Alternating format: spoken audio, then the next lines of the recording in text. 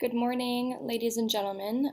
Clearly, I am out today, but I've got some notes for you and then some directions on an activity that you will be completing today. So, our objective is to analyze concepts of culture, including traits, diffusion, acculturation, assimilation, and globalization, and cultural regions. So, remember, we are officially in Unit 3. We are working on Chapter 4, and we are talking all about culture. So on the agenda for today, we're going to take some notes on Chapter 4, Key Issue 2.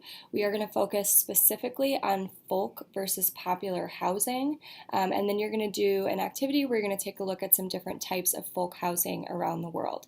So homework reminder, Chapter 4, Key Issue 3, have that ready to go for Monday, and then don't forget to be working on your vocabulary list. So go ahead and put your note packet from today in front of you, and we'll get started on the notes. All right, let's go ahead and get started on the notes. If you need some time to jot some things down, just go ahead and ask the sub to pause to give you a little bit of extra time. So the key question that we're focusing on today is where are folk and popular material culture distributed? And we're going to take a look specifically at folk and popular housing. When you come in tomorrow, we're going to take a look at folk and popular food. So the distribution of folk and popular housing. We have some impact of the environment on folk housing. Okay, so the environment influences what housing materials and what types of housing we see in different places. So the available resources influence what materials are used to actually build the homes. For example, are they built out of stone or grass or sod or animal skin? It really just kind of depends on what's available at that particular location. The two most common building resources are wood and brick. And then also the climate and local topography influence the design of housing structures. So R.W. McCall, he was a geographer who compared houses in 4 Chinese villages. And what he found were that all of them used similar building materials, including adobe and timber from the desert poplar tree. But there were distinct designs in each location that were attributed to local cultural preference and local geography. So the actual location of the place has an impact on what the homes are going to look like in that place. So here are some examples. All of these, again, in China. You can see the different areas in China where these photos were taken. And although the building materials were similar, you can see the actual style of the homes is very different in each of these different pictures. Next on your note sheet, you have sacred spaces. So sacred spaces in folk housing are common in particular places in the world. So distinctive forms of folk houses may derive from religious or other customary beliefs. So some houses have sacred features, for example, a sacred wall or a particular door orientation that is significant to their religion or to their beliefs, or certain corners being significant in the home as well. So a couple examples, houses in the south central part of Java face south, which is the direction of the South Sea goddess who they believe holds the key to earth. In Fiji, the eastern wall of a home is considered sacred, and then in Madagascar, actually all directions except south have significance in the folk houses in that particular place. So here's another example. You can see one in Laos and then another in Thailand. So there are 2 different kind of renderings of what an average neighborhood might look like. So what I can see here is maybe what we would see like in the US, right? Where you've got your road and then you've got homes that are aligned along that street. They're all kind of equal distance from the front of the house to the actual road. And what you can see in this one is it's customary, or the belief in Laos, in this particular area, is that you would never want to sleep with your feet pointing towards your neighbor's head. Because in some cultures, feet are considered to be like dirty or not pure or not clean. So what you can see here, and there's like these little drawings to show it, here would be this neighbor, here would be this neighbor, and their heads are facing one another. And then this neighbor, the feet of this neighbor are facing the feet of this neighbor, because you would never want to put your feet near someone else's head because that would be considered disrespectful. So that's kind of interesting. And then over here, we can see that these homes are staggered, and whereas like these are in a straight line. So these are staggered because in this particular community in Thailand, the belief is that evil spirits can only travel in straight lines. So if you stagger the homes, then they would not be able to travel in a straight line and reach every single home within that community. So just a couple examples of folk culture and beliefs having an impact on the housing in particular places.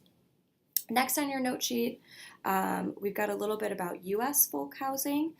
So the style of pioneer homes reflected whatever upscale style was prevalent on the East Coast from wherever these people came from. So remember, think, early United States, settlers coming from different countries in Europe and bringing with them the style of home that was popular in England or wherever they're migrating from. So geographer Fred Niffen identified 3 major hearths or nodes of folk house forms in the United States. So you've got the Middle Atlantic, the Lower Chesapeake, and then New England. In the Middle Atlantic, the principal house type was known as an I house with 1 room deep and at least 2 rooms wide. So you'd kind of have like a hallway going through the middle. You'd have at least 2 rooms on each side, and the house would be 2 rooms, or at least 1 room deep as well. In the Lower Chesapeake, the principal house type was characterized by 1 story with a steep roof and chimneys at either end. And I'm sure you can kind of picture what that would look like from movies that you've seen or paintings that you've seen. And then in New England, the principal house style was a box-shaped house with a central hall. So the hall would run down the middle, and then your rooms would be on either side. And we can see evidence of these 3 different styles in homes that are on the East Coast that are really, really old, right? That are hundreds of years old, because new housing styles, popular housing in the United States today, no longer reflects this kind of folk housing character. So these are our 3 different regions. Again, so we've got New England, we've got Middle Atlantic, Lower Chesapeake, and wherever these migrants are tending to come from, they're bringing with them their style of house, and that kind of diffuses throughout the northern part of the United States. Middle Atlantic diffuses through kind of the center of the East Coast, and then Lower Chesapeake straight down the East Coast towards Florida. So U.S. popular housing. We actually don't see folk housing evident in the United States like we used to. And if we do, it's because they're really old homes that are still existing. So since the mid-20th century, houses display popular culture rather than regional influences. Most people no longer build their own houses, but instead homes are mass-produced by construction companies.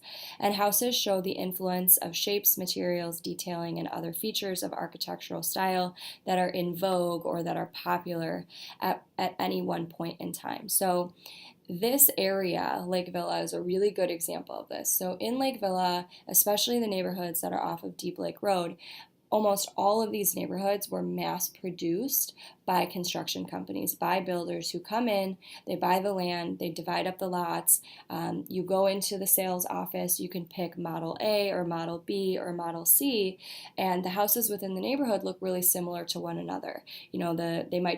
The layout might be flip-flopped or they might be different colors, but there's really only maybe 5 or 6 different models that you can choose from. So that's what popular housing in the United States looks like today. Some people do, but it is less common for people to go out, buy their own lot, hire their own builder, hire the architect to come up with the plans, and build a unique distinctive type of home. That's just not how the housing market really works. in the United States anymore, and that's due to popular culture. And one thing that you're going to find is that popular culture tends to destroy folk culture. So as you see an increase in popular culture, you see a decline in folk culture, which is why we no longer see these styles of homes like we did historically in the United States. So here are just some images of popular housing styles in the United States over time. So if we look at the top here, we can see the ranch style home that was really common from 1935 to 1975. Here we've got minimal traditional. The split level, which was super common from 55 to 75. I know my dad grew up in a home that looked just like this. Contemporary from the 40s to 80s, and then the shed style down here beginning in the 1960s. And then on this side, we've just got kind of a different style of popular housing. The Neo-French from beginning in the 1970s. You've got the Neo-Colonial in the 1950s. So just some different styles of houses over time, because remember, popular culture is constantly changing. But what is interesting, if you live in an older area of Lake Villa, or if you live in Lindenhurst, you might be able to match the style of your house to one of these styles, and then ask your parents, when was the house built? And if it's a split level, it's fairly likely that it was built between 1955 and 1975, which is kind of cool. All right, so that's our notes for today. The next thing that you are going to do is you are going to look up some different folk style housing throughout the world. So on your note sheet, there are some directions for you, and you're going to go ahead and just simply complete a Google search. So use Google to research traditional folk housing in the following regions. Write down notes about the distinctive features of this type of housing below. So remember, it's going to be impacted by the environment of that local place. So tell me about the building materials. Tell me about the style. Any information that you can provide about the folk housing in these areas. And now, remember, like Central America is a pretty large region, so there's probably not going to be only one style. But do your best to get down some information about the types of folk housing you might see in each of these different regions. So, and then if you happen to finish this early, you can spend the rest of your time working on reading guide or vocab. I hope you have a wonderful rest of your day, and I will see you all tomorrow.